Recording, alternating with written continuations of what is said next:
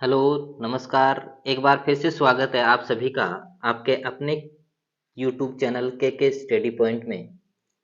आज हम अध्ययन करेंगे कक्षा 12 के राजनीति विज्ञान समकालीन विश्व राजनीति का अंतिम अध्याय चल रहा था। वैश्वीकरण नए सिलेबस के अनुसार अंतिम अध्याय है और इसका एक भाग है वो हमने पहले ही पढ़ लिया है। ये इसका दूसरा पार्ट है जो अंतिम पार्ट है। अगर आपने पहले भाग को नहीं पढ़ा है तो हमारे इस चैनल के प्लेलिस्ट में जाइए और वहां से उस वीडियो का अध्ययन कर सकते हैं और उस वीडियो का लिंक भी डिस्क्रिप्शन बॉक्स में उपलब्ध करवा देंगे। शुरू करते हैं आज का ये वीडियो जिसका दूसरा भाग वैश्वीकरण का दूसरा भाग है। वैश्वीकरण का सांस्कृतिक प्रभाव। इससे पहले हमने वैश्वीकरण क्या होता है, वैश्वीकरण में उदारीकरण नीति, भूमंडलीकरण, वैश्वीकरण के सकारात्मक प्रभाव, नकारात्मक प्रभाव, आर्थिक प्रभाव और राजनीतिक, ये सब इन सब के बारे में हमने अध्ययन कर लिया है पार्ट नंबर 1 में। इसलिए आप भाग 1 को आवश्यक रूप से देखिए जिससे दूसरा भाग वो आपको आसानी से समझ में आ जाए और आपकी तैयारी अच्छे से हो। वैश्वीकरण के सांस्कृतिक प्रभाव है वो क्या रहे। विश्व संस्कृति के नाम पर पूरी दुनिया में पश्चिम संस्कृति लादी जा रही है। हमारे देश की खुद की संस्कृति खत्म हो रही है।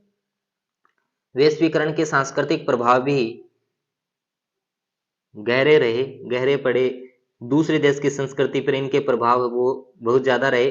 और वैश्वीकरण में क्या हुआ, जो पश्चिमी संस्कृति है विश्व में, उस वेस्टर्न कल्चर को अपनाया जा रहा है और धीरे धीरे उस देश की अपनी जो संस्कृति है वो धीरे धीरे क्या हो रही है, नष्ट हो रही है। रूढ़िवादी पुरानी सोच अर्थात वर्षों से चली आ रही परंपरा का अंत हुआ और वैश्वीकरण के कारण जो रूढ़िवादी है, जो परंपरागत हमारी सोच थी, हमारी परंपराएं थी, उन सबको धीरे धीरे अंत हो रहा है। परंपरा जो कई वर्षों से लगातार चली आ रही है वो वेस्टर्न कल्चर के कारण और वो धीरे धीरे खत्म हो रही है क्योंकि ज्यादातर लोग है वो पश्चिमी संस्कृति है उसको अपना रहे हैं। वैश्वीकरण से बाहरी संस्कृति के प्रभाव से हमारी पसंद और नापसंद का दायरा बढ़ता है। वैश्वीकरण के कारण से ही संस्कृति के प्रभाव से हमारी पसंद और नापसंद है उसका दायरा बढ़ता है, विस्तार हो गया है। क्योंकि वेस्टर्न जो कल्चर है, संस्कृति है, उसमें पहनने खाने पीने के जो सामान है वो उपलब्ध हो रहे हैं, जिसके कारण से हमारी जो पसंद और नापसंद है उसका विस्तार होता है, दायरा बढ़ता है। वैश्वीकरण से प्रत्येक संस्कृति कहीं ज्यादा अलग और विशिष्ट होती जा रही है और वैश्वीकरण के कारण ही संस्कृति है वो कहीं ज्यादा और धीरे धीरे विशिष्ट अलग होती जा रही है। इस प्रक्रिया को सांस्कृतिक विभिन्नीकरण कहते हैं। इसी प्रक्रिया को हम क्या कहते हैं, सांस्कृतिक रूप से विभिन्नता यानी विभिन्नीकरण कहा जाता है। खाने पीने, रहने तथा पहनावे के विकल्पों में बढ़ोतरी हुई है वैश्वीकरण के कारण या वेस्टर्न कल्चर के कारण। खाने पीने में या पहनावे में, रहने में, इनके जो विकल्प है उनमें बढ़ोतरी हुई है, अर्थात कई किस्म की खाने की चीजें मिलने लगी है, अलग अलग तरह के अलग अलग प्रकार के कपड़े पहनने लगे हैं।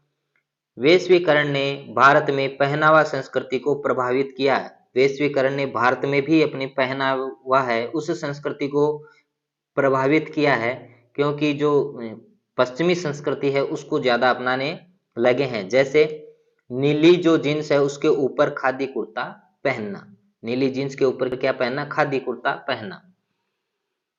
आगे है भारत और वैश्वीकरण। भारत और वैश्वीकरण है वो किस तरीके से।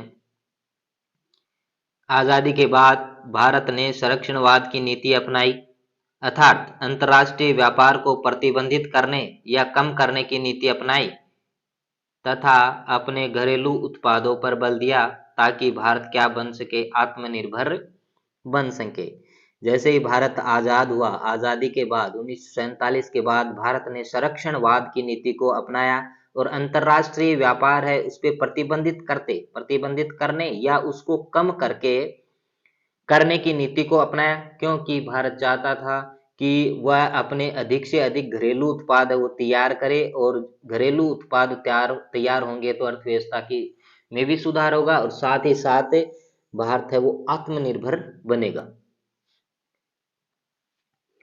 भारत ने 1991 में वित्तीय संकट से उभरने, ऊंची आर्थिक वृद्धि दर प्राप्त करने के लिए आर्थिक सुधारों की योजना शुरू की। भारत ने 1991 में अपने वित्तीय संकट से निकलने के लिए, उभरने के लिए और आर्थिक वृद्धि को बढ़ाने के लिए आर्थिक सुधारों की नीति बनाई, योजना बनाई, जिसके अंतर्गत आयात शुल्क को कम किया गया।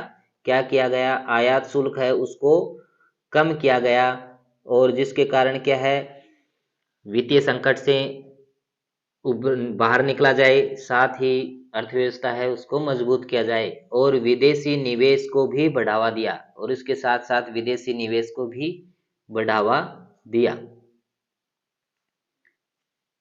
अब है वैश्वीकरण का प्रतिरोध या आलोचना। वैश्वीकरण की आलोचना। राज्य के कमजोर होने से गरीबों के हितों की रक्षा करने की उसकी क्षमता में कमी आई है। राज्य के वैश्वीकरण के कारण राज्य कुछ प्रमुख कार्य ही करने लगा, और धीरे धीरे उसकी क्षमता में, कार्य करने की क्षमता में कमी आई है, कमजोर होने लगा।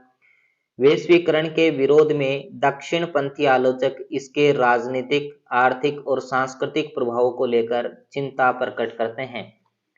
वैश्वीकरण के कारण दक्षिणपंथी जो लोग हैं, आलोचक है, वो क्या करते हैं, इसके राजनीतिक, आर्थिक और सांस्कृतिक प्रभावों को लेकर अपनी चिंता को प्रकट करते हैं।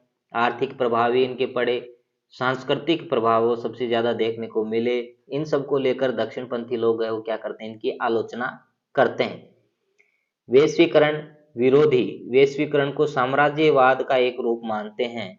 जो वैश्वीकरण विरोधी लोग हैं वो वैश्वीकरण को एक साम्राज्यवाद का रूप मानते हैं। 1999 में सिएटल में विश्व व्यापार संगठन WTO, वर्ल्ड ट्रेड ऑर्गेनाइजेशन, जो यूएनओ की क्या है कि संस्था है, संगठन है, 1999 में सिएटल में विश्व व्यापार संगठन WTO की एक मंत्री स्तरीय बैठक हुई, और इस बैठक में क्या हुआ, यह बड़े पैमाने पर विरोध प्रदर्शन हुए विकसित देशों के द्वारा जो व्यापार के अनुचित तौर तरीके अपनाए जाते थे। इस तरीके से विश्व व्यापार संगठन की जो एक मंत्री स्तरीय बैठक हुई, उस बैठक में बड़े पैमाने पे विरोध हुआ। किनका? जो विकसित देश थे वो क्या कर रहे थे, व्यापार के अनुचित तौर तरीकों को अपना रहे थे। इसके विरोध में प्रदर्शन हुए। विरोधियों का कहना था कि विकसित देश विकासशील देशों के हितों में बात नहीं करते, सिर्फ अपने लिए सोचते हैं।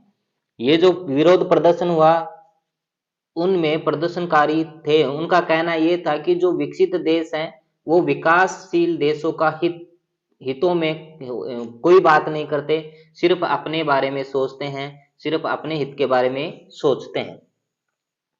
वैश्वीकरण के विरोध में एक अंतरराष्ट्रीय मंच, world social forum WSF, world social forum की स्थापना की गई।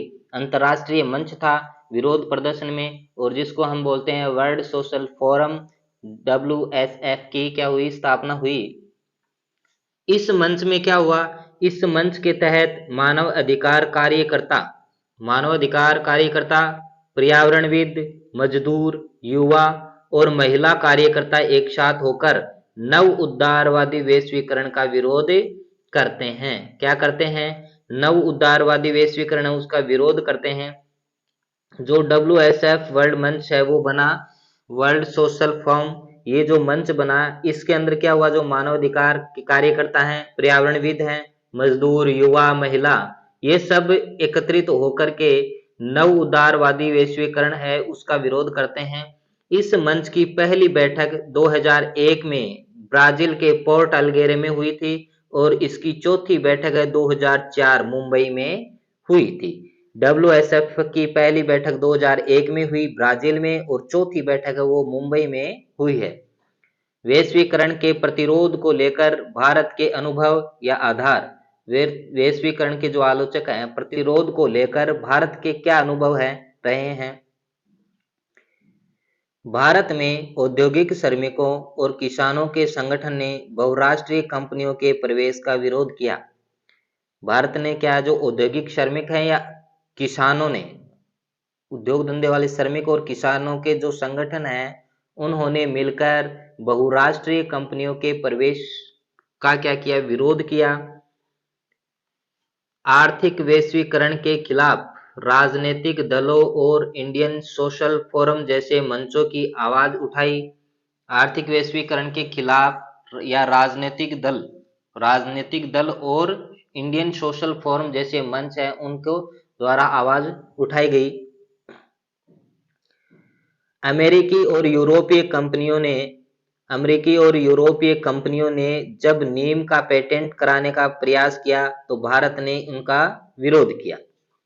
भारत में दक्षिणपंथी आलोचकों ने विभिन्न सांस्कृतिक प्रभावों का विरोध किया, जिसमें विदेशी टीवी चैनलों, वैलेंटाइन डे मनाने, स्कूल कॉलेज के विद्यार्थियों को पश्चिमी पहनावे को अपनाने का विरोध किया।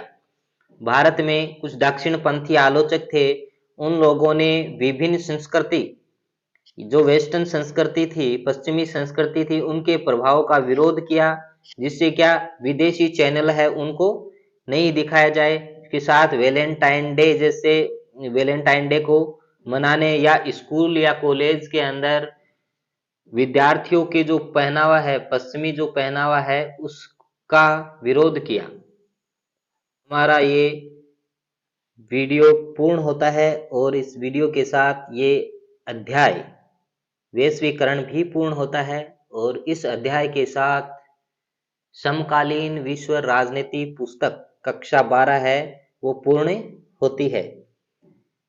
इसी तरीके के वीडियो को देखने के लिए आप हमारे इस चैनल को लाइक, शेयर और सब्सक्राइब करना ना भूलें। स्वतंत्र भारत में राजनीति पुस्तक भाग 2, जिसके वीडियो भी आगे इस चैनल पे हम डालते रहेंगे, इसलिए आप इस चैनल को सब्सक्राइब अवश्य करें। धन्यवाद।